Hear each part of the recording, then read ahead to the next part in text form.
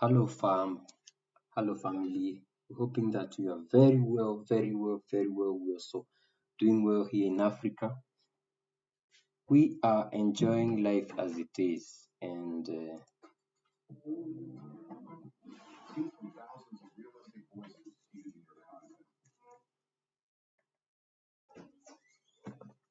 I'm setting the life.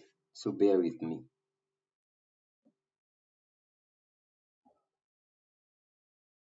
Enjoying life as it is, and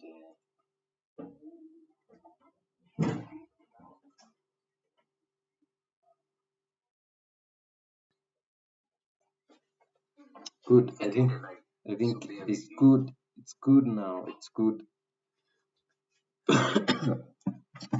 So, fam, we are we are happy to see you.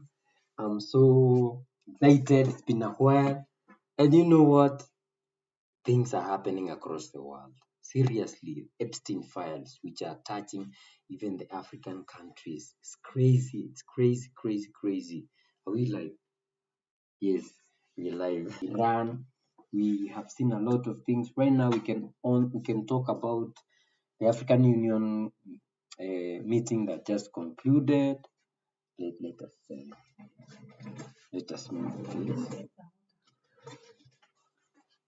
It was the African Union meeting that just ended this weekend, and we saw a lot of crazy things. Then there's the NATO meeting that has been. That is what we are here to talk about, because seriously, we just saw Captain Ibrahim Traore the last time when the year was starting, as he was made the president of the AES. He said Black Winter is coming, and he was saying it's for West Africa. Like you can see it on your screen. He's saying Black Winter is coming, and our brother Ereko is saying it is not a metaphor. It's the West coming war against the Sahel sovereignty. It's not the Sahel. And we just heard it from Marco Rubio when he was talking to these guys of the NATO, the European Union. These people celebrated what he said. And what did he say? So what these guys say, and we can start by noting the words of our very own, or the predecessor of Ibrahim Traore, who said, "We cannot be the friends of those who oppress us, exploit us, and humiliate us. We cannot, in any way, we cannot be the friends of those guys." So Marco Rubio, when they were having some NATO speech in Munich, they were having some NATO meeting in Harbour. You are good. So they I'm were, out of them. yeah, sorry. So there was a recent Munich NATO meeting. The U.S. Secretary of State Marco Rubio praised the Western colonialists for setting new continents and building vast empires extending out across the globe. When we talk about, say, Western colonies, we were talking about Portugal, Spain, which other? United Kingdom, that is Britain or England. We're talking about France. We are talking about Belgium. We're talking about those countries, Italy, that went to Africa or came to Africa to colonize us, went to South America, colonized it, went to North America, colonized it, went to Australia, New Zealand, Indonesia, all those countries, the world. And that's what he's talking about. Like you went out there and built the vast empires. And now he's complaining and saying that the great Western empires had entered into terminal decline, accelerated by godless communists. He's talking about Russia and China. Revolutions and by anti-colonial uprisings that would transform the world and rip the red hammer and sickle across vast swaths of the map in the years to come. These people are all about ensuring that they are continuing to colonize the world. That's why we are saying America is not even this guy by the way he said that he does not regret them taking Venezuela. People will talk, but I don't regret. You know why? Because it's all about that. They are ready to steal. And Africa is fighting back. South America is fighting back, but they don't care. They just want to keep their empire, afloat. So this guy was talking at I think this is what I missed. Munich Security Conference, surrounded by European leaders who gave him a standing ovation. They loved colonialist diatribe. And this guy, I think we should listen to what he said because it's crazy. This is the path that President Trump and the United States has embarked upon. It is the path we ask you here in Europe to join us on.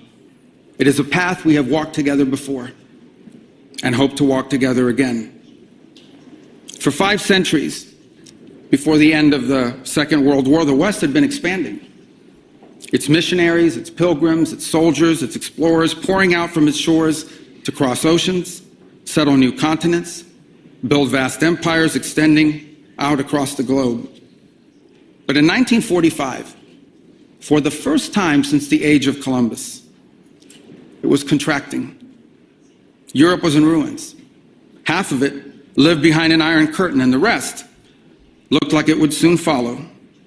The great Western empires had entered into terminal decline, accelerated by godless communist revolutions and by anti-colonial uprisings that would transform the world and drape the red hammer and sickle across vast swaths of the map in the years to come.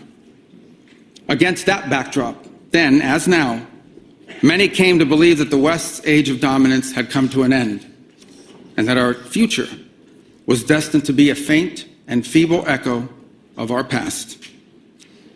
But together, our predecessors recognized that decline was a choice, and it was a choice they refused to make. This is what we did together once before, and this is what President Trump and the United States want to do again now, together with you. And this is why we do not want our allies to be weak, because that makes us weaker. We want allies who can defend themselves so that no adversary will ever be tempted to test our collective strength. This is why we do not want our allies to be shackled by guilt and shame. We want allies who are proud of their culture and of their heritage, who understand that we are heirs to the same great and noble civilization, and who together with us are... I'm trying to understand. So that is their culture. It's crazy. Yeah. It's crazy. Are willing and able to defend it. And this is why we do not want allies to rationalize the broken status quo rather than reckon with what is necessary to fix it. For we in America have no interest in being polite and orderly caretakers of the West's managed decline. We do not seek to separate, but to revitalize an old friendship and renew the greatest civilization in human history. What we want is a reinvigorated alliance that recognizes that what has ailed our societies is not just a set of bad policies, but a malaise of hopelessness and complacency. An alliance is the alliance that we want is one that is not paralyzed into inaction by fear. Fear of climate change, fear of war, fear of technology. Instead, we want an alliance that boldly races into the future. And the only fear we have is the fear of the shame of not leaving our nations prouder, stronger, and wealthier for our children. And I'm here today to leave it clear that America is charting the path for a new century of prosperity, and that once again, we want to do it together with you, our cherished allies and our oldest friends. They're celebrating.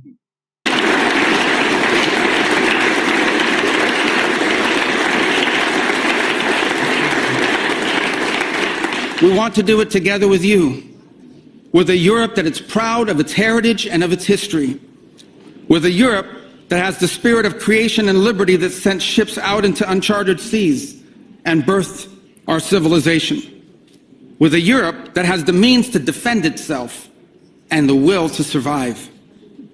We should be proud of what we achieved together in the last century, but now we must confront and embrace the opportunities of a new one. Because yesterday is over. The future is inevitable. And our destiny together awaits. This is crazy. And before we move on, I want us to go to the words of Thomas Sankara. We cannot be the friends of those who oppress us, exploit us, and humiliate us. It can never happen. So what I got from that speech, this guy is very bitter. One, it's giving Russia and China hatred. Of course. You know, it's like okay. So it's giving Russia and China hatred because it's like he's trying to say like what we had, what our forefathers had, is being taken away from China. By China, the communists. And whatever they want to leave, he's talking about leaving it for their kids, doing it for their, for their future generation. So it's like, oh, Mami, this is just so sick for me. I don't. Do you know why I played that? I went back to what Thomas Sankara said. It's because these are the people we are. You see our president. Ruto running to and saying we are writing corporations and all that. We can never be our friends, We can never be friends to these people who oppress us. And it's coming to be because later he said he doesn't regret what they did to Venezuela. Yeah. And he said Venezuela is better than it was 2 weeks ago. Is it better when they are taking your minerals, your oil? No. I think Traore said the same thing that Thomas Sankara was saying, that they don't want any ties with this Francafrique, this whole... They want partners, not people who are here to exploit us, people who are... Yeah. And just to see them continuing with the legacy of Thomas Sankara, and then you have such sick people who are so... Is it greed or is it what? It's greed. Mm-hmm. And, the US has a lot of debt, and they are trying in any way to ensure that they get the minerals and pay the debt. By force. A very big debt. Oh. Yeah, a very big one. So when you see they want to justify it because, okay, some people in Europe will say it's like Greenland. Mm-hmm. Europe is fighting Trump over Greenland. I think you cannot take it. You see? Mm. So he's pulling them and like, no, let us come together and develop the empires that you had. I'm trying to look at the USA debt. It's that $1 trillion. Currently at that $1 trillion, and is about 100% of their GDP. The reason you see Trump just not having, he's not at ease, honestly. He talks about Congo. Congo wants me to come grab their minerals. I will come for them. Mm-hmm. They will do anything.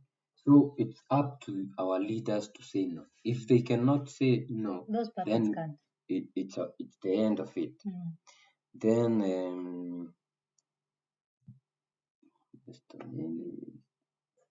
we unfortunately have puppets, and we are talking about leaders saying no. So let's see what only leaders can say no. What is our brother saying? Marco Rubio told delegates, and this is a paraphrase, don't be ashamed of the actions of your blood-stained hands. Such slavery, colonialization, genocide, stealing of resource, and neocolonialism. Aspire to do it again. Embrace it and be proud of it. See it as a badge of honor, as a trophy to your heritage. That is the Europe we in America. Is this real? Is this? No, I think he's paraphrasing, yes. I paraphrase. Like he wants to tune it to this is what Marco Rubio means. We want you to embrace it. He said this is in our culture, remember? Oh, he's not directly quoting him. Yeah, he's saying don't be ashamed of the actions of your bloodstained hands. Do it for your future generation. Yeah, aspire to do it again. Embrace it. It's our culture. Be proud of it. Go ahead. France, don't feel threatened by these 3 small countries of the East. Go ahead. Do what you are doing. That's what it's giving. And I told you, every time the US speaks here, like we want to stop Russia and China from venturing into those countries, from creating corporations. Because when these people come, we wake up and like, no, these people have been stealing from us. We are getting better deals from China and Russia and Iran and Turkey and whatever. We are able to sell our minerals, buy whatever we have. And that's what is bringing down France. And seems like they don't like it. That's why they're celebrating. So it's crazy. It's up to us. it is a lot of things, but we have not just the African part, but we have other people who are speaking for us. We have a very own sister, Natalie Yam, and she said something very important, and that's what I want us to listen to. Now, how does this concern Africa? This is something that she had said before.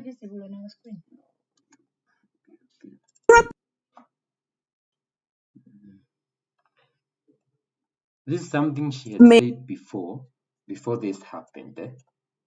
Now, how does this concern Africa?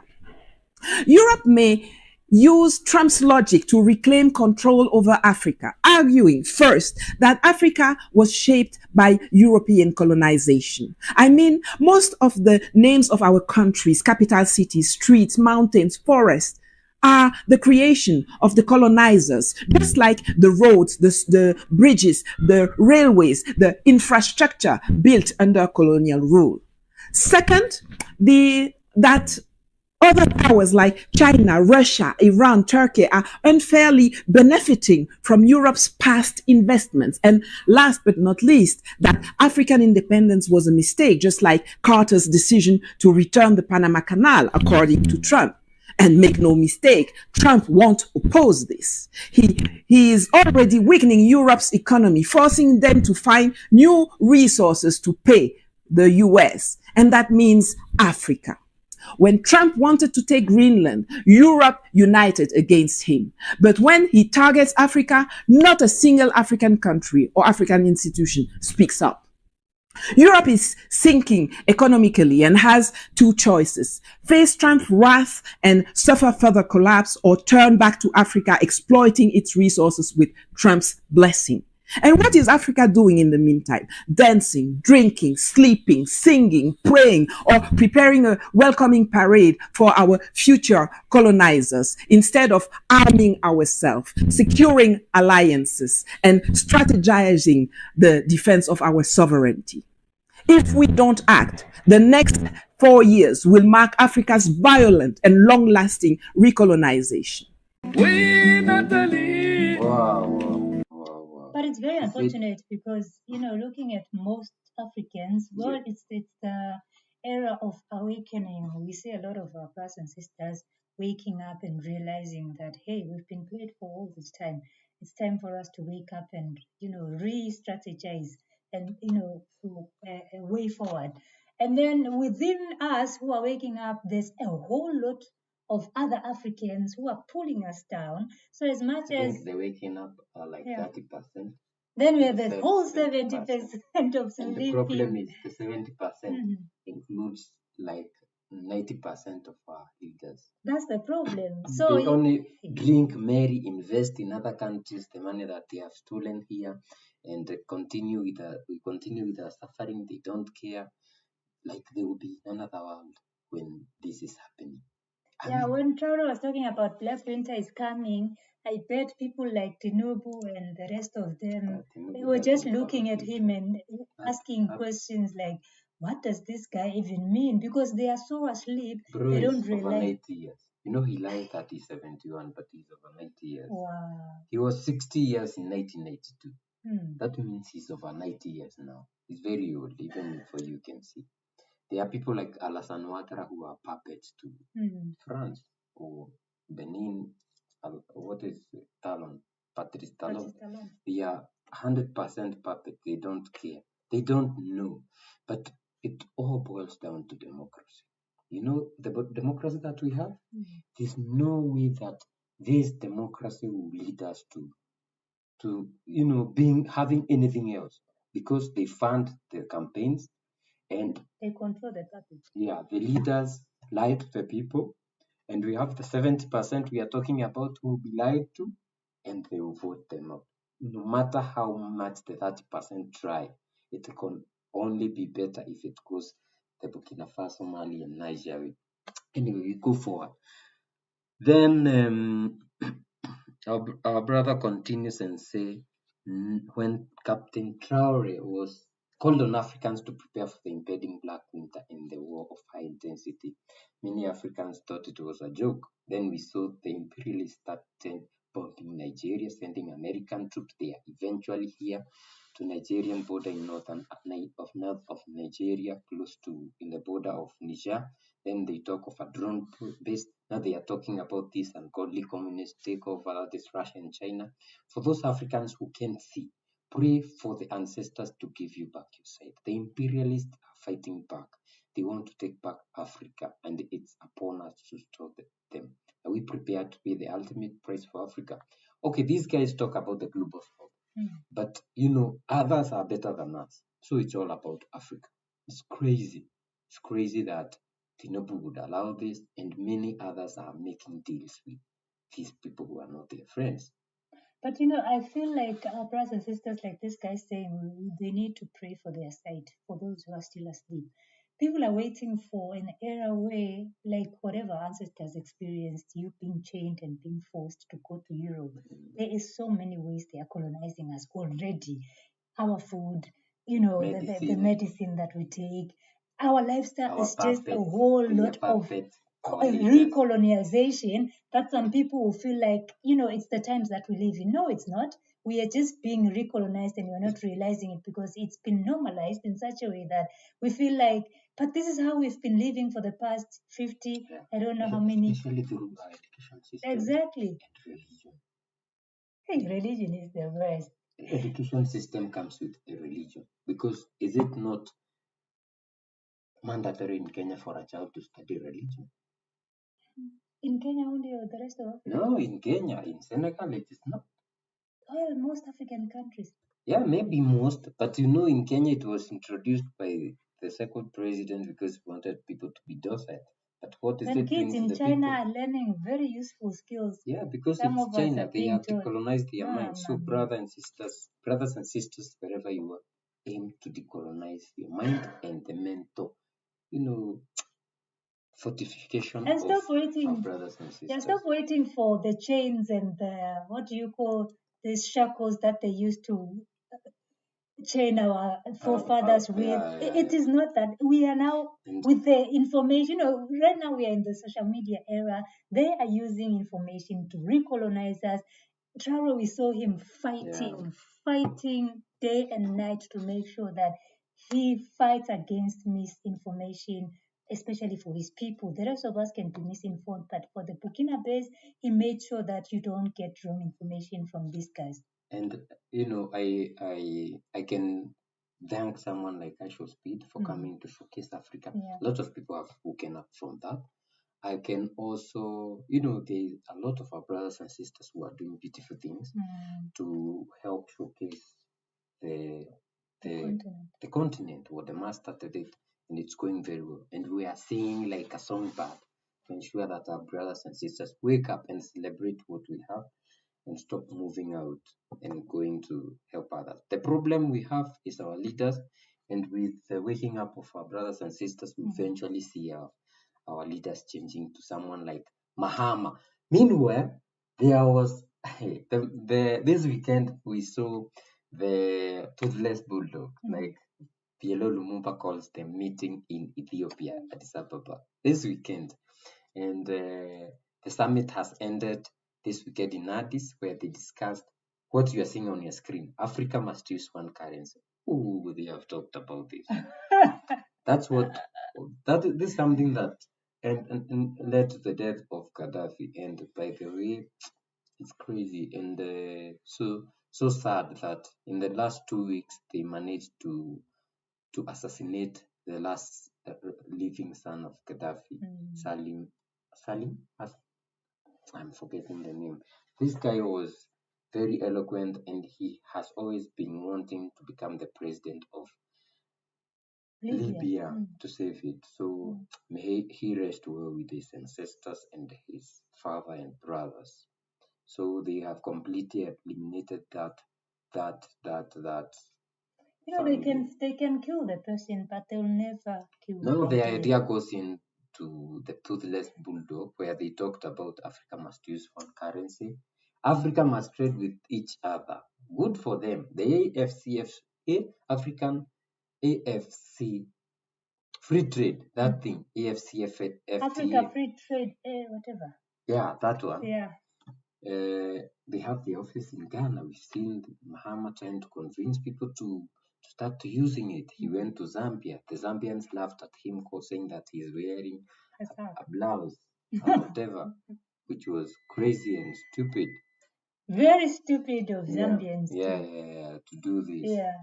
And it's crazy. And now they are talking of removing visas. Okay, some of them are doing good. Rwanda, Gambia, Kenya, we are seeing them removing visas. And if we removed visas, Senegal for Kenya, if we removed visas for everyone else, as in I can move to, like ECOWAS didn't have visas for the member states. But the problem is when you're crossing any ECOWAS country to another, bribe and corruption and all that makes it so difficult. So what do you think about the last statement he's saying? AU leaders have talked about this for 50 years. Next year, they'll talk the same and still do nothing about it. I think I did a short on this one, with Antonio Guterres. He's just talking about Africa as being, suffering, colonization, same thing, same story, same. And my problem is that they probably keep on talking about this to make us think that they will do something about it, so that the next year will come and go and come and go. And before we realize it, we have gotten old. We have just, we have forgotten about this issue. A whole new generation is coming in with the hope that, yes, Africa will remove visas. Yes, we'll create one currency. Yes, we must trade.